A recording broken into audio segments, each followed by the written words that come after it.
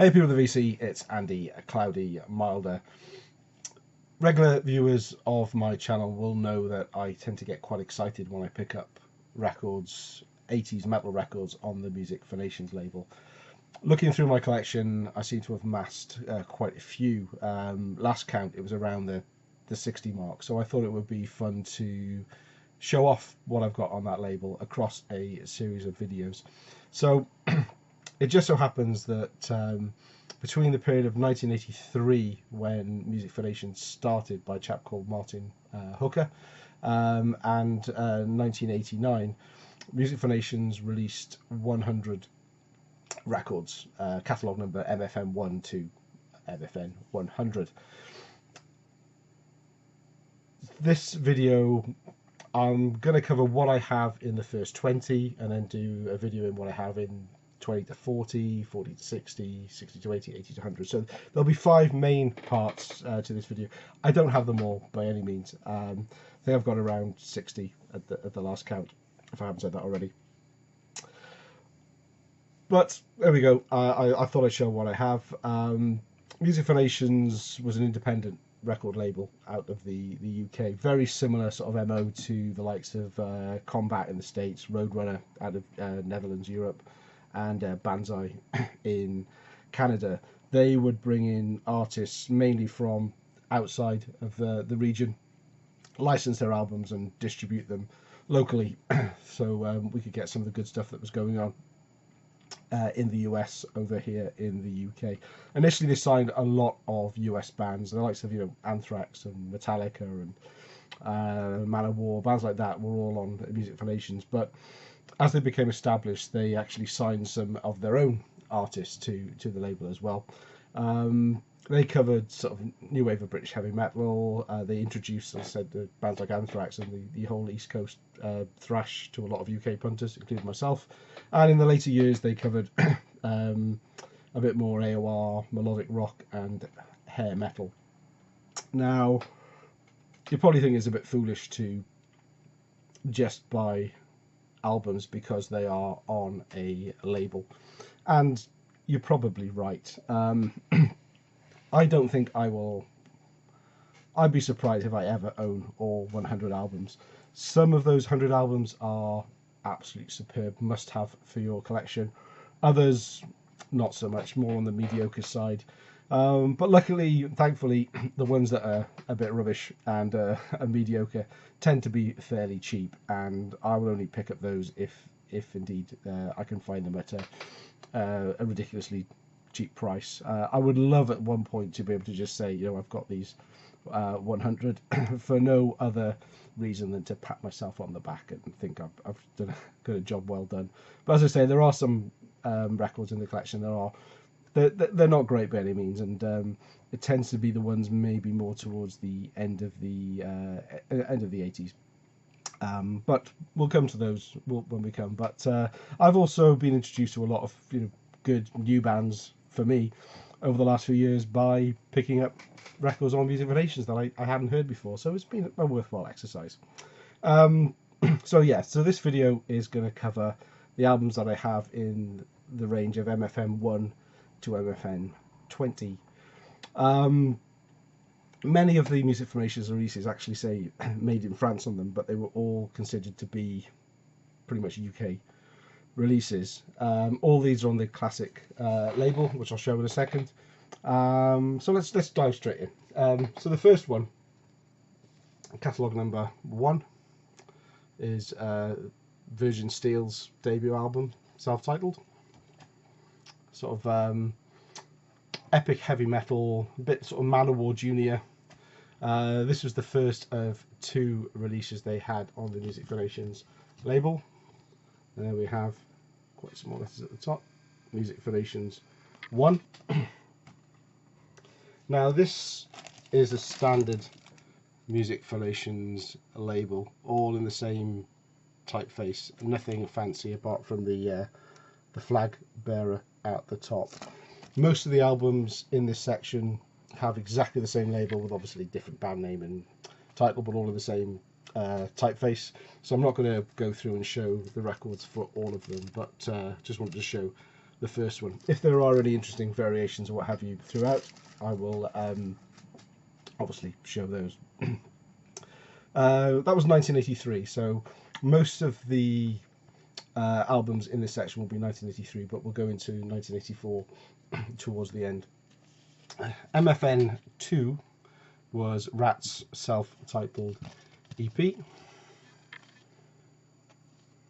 and I don't actually see the catalogue number on this one, apart from on the spine, which you may or may not be able to see here.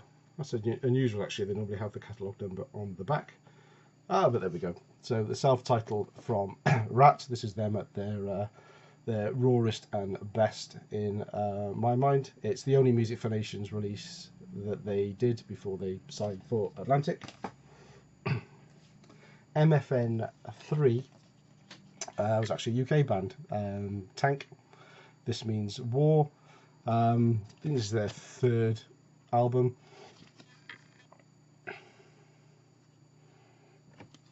Hold on here, MFN3. So they left their previous label, Camouflage, to join Music for Nations, and they would go on to release 2 albums on this label. Now, MFN4 is one I don't have, and what's unusual about this one, and one that's not making me rush out to get it, is a compilation album called The Kids Are United, which unusually for Music for Nations is a punk release. It's got the likes of Exploited and Sham 69. It's probably a good album, but as I say, it's not one I'm rushing out to get just because it's on Music for Nations, and it's also it's not one of the cheapest ones out there. So if I did come across it particularly cheap, I would pick it up, but other than that, that might be one of the ones that's going to be missing for quite some time. Moving on to MFN number 5, we've got Virgin Steel's second album, Guardians of the Flame, and this is their second and last Music for Nations release. MFN 5, and the flag bearer in black this time. Number 6, going, oh no, actually this one came with a lyric sheet. So a lot of the Music for Nations releases, kind of budget releases, would come with plain, I don't know why I turned it around, but plain white inners, often no lyric sheets, but this second Virgin Steel did come with a lyric sheet. So moving on to number 6, MFN 6, we've gone from Manowar Junior to full-blown Manowar. This is Into Glory Ride, Manowar's second release, but this is the first one that they had distributed with Music for Nations.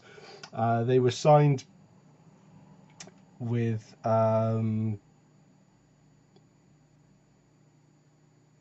I can't remember who they signed with in the US. It may well have been Combat, but when they did sign for Music for Nations, they apparently signed the contract in their own blood, which is nice. Now, this was a slightly different release. So we've got the Music for Nations man down here and the number 6 in the top. But unusually for Music for Nations at this time was they had their own custom label for some reason, which is cool. Now, Music for Nations number 7 is Metallica Kilomole. Now, I thought I'd snagged a superb bargain about 4 years ago now, 3-4 years ago, when I started buying vinyl again from my local record store. It's in superb condition, but perhaps too good a condition. It didn't really twig. I wasn't really that savvy about it at the time, but when I started digging a little more and understanding how to learn Discogs, I should have realised that it doesn't smell like an 80s record, and it still didn't twig that this was just that the paper was just too good for 80s stock for the inner sheet. And it wasn't until recently when I was, and I've not played this record for a couple of years actually, to be fair. It wasn't until I actually looked at the dead wax and saw the matrix number and looked that up that I found it is actually a counterfeit copy, probably Russian. On close inspection of the label, although it's probably not going to come through, it's not cut as well, and the colour is slightly off. Now that was kind of really disappointing. I think this cost me about 15 quid, £15 a few years back, when the record itself was probably, you know, 24, 25 pounds going on Discogs. It's now a £30 plus album for a half decent copy.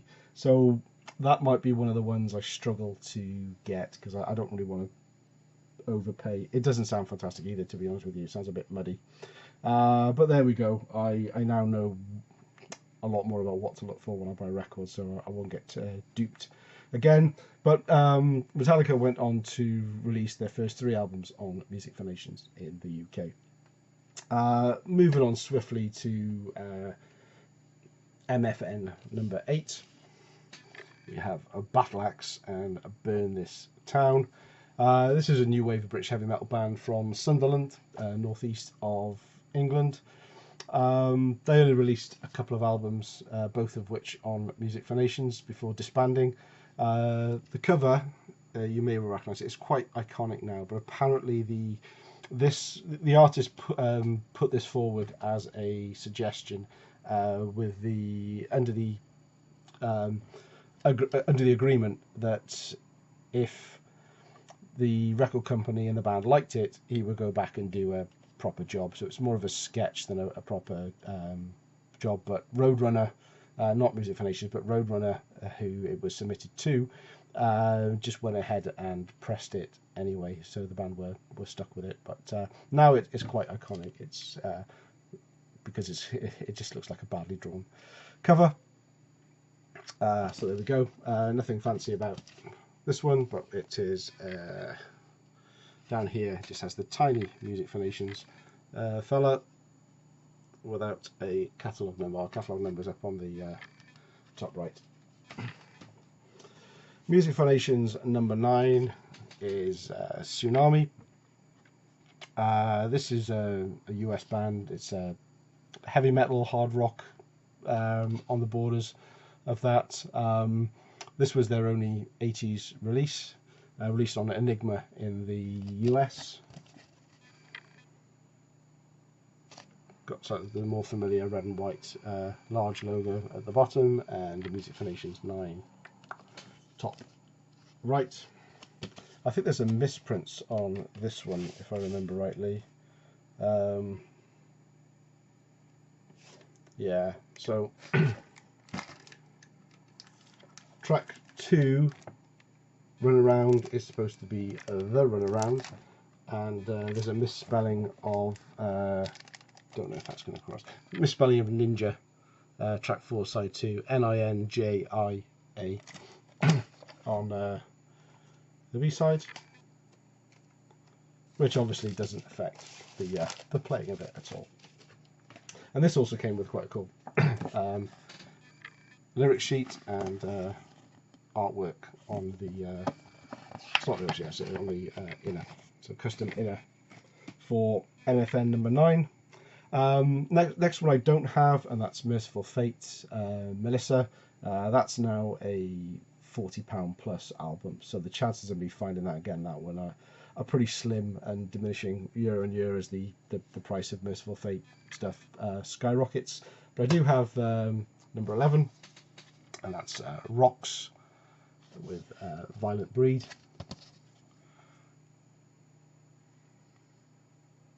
This is another British metal band from Manchester. This time they're a one and done band.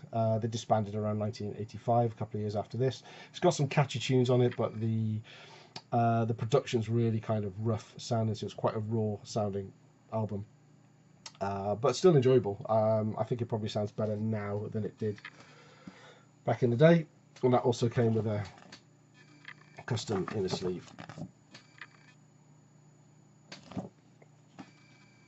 excuse me. MFN12 was the first various artist compilation album that was released on this label. You can see there the names of the bands on here. So this contains tracks from the previous 11 albums on the label, with the exception of the punk compilation, and for some reason Tsunami don't get a mention on here either. They don't get a track on here, but Talas do. Now Talas was Billy Sheehan's band back in the 80s, and they weren't actually on the MFN roster, so I'm not quite sure why Tsunami were left off and Talas were included, but there we go. Number 13 is Earthshaker, so a Japanese band, their first release. Again, another one I don't have. They've got Earthshaker released 4 albums on Music for Nations. The self-titled Earthshaker, it's not rare or expensive that I can tell. I just haven't come across it yet, and it's definitely one I'm looking out for, so hopefully that'll come in an update video for this in future. Now, all those previous ones were 1983. We skipped through to 1984 suddenly, and I'll say suddenly and explain that in a bit, but obviously the first Anthrax album, Fistful of Metal, which needs little or no introduction. Music for Nations, number 14.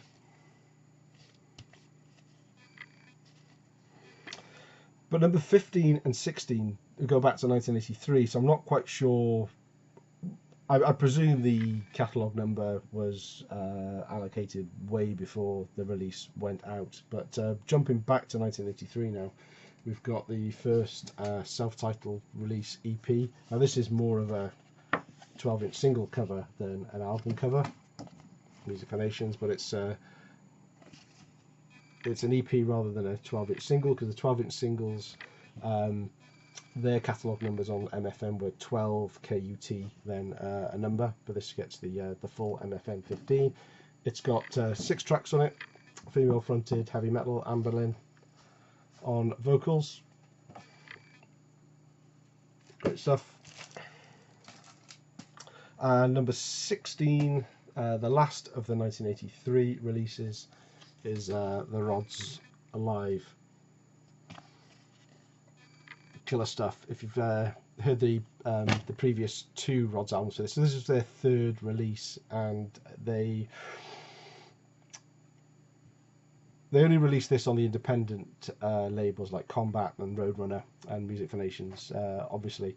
So between their 2nd and 3rd studio release albums, which were on more sort of mainstream labels, I believe. But yeah, it's a good album.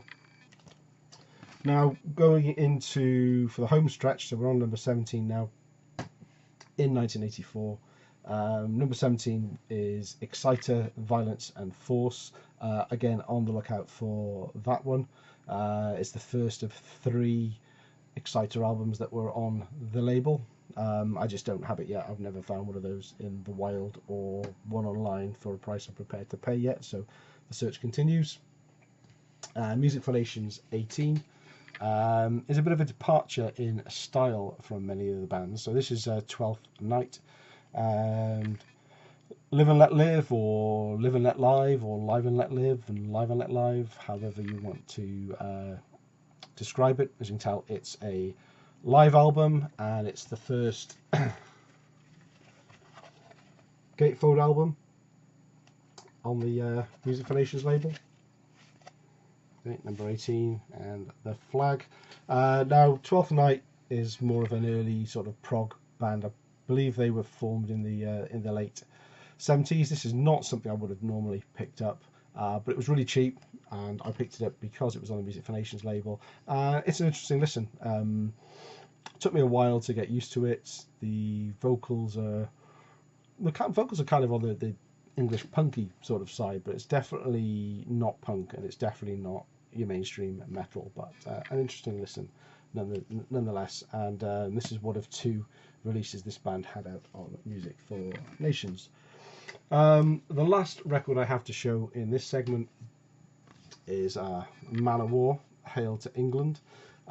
This album, Manowar dedicated to the UK, because they, on Into Glory Ride, they were supposed to do a UK tour and cancelled it at the last minute, so they wanted to dedicate an album to the UK to make up for that.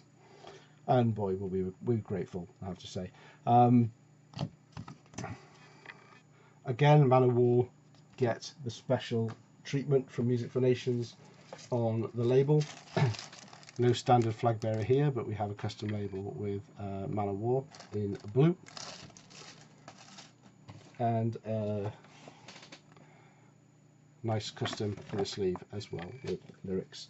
That brings us up to the last one, which is MFN20. Again, I don't have this one. It's on my want list, and it's Hellstar Burning Start.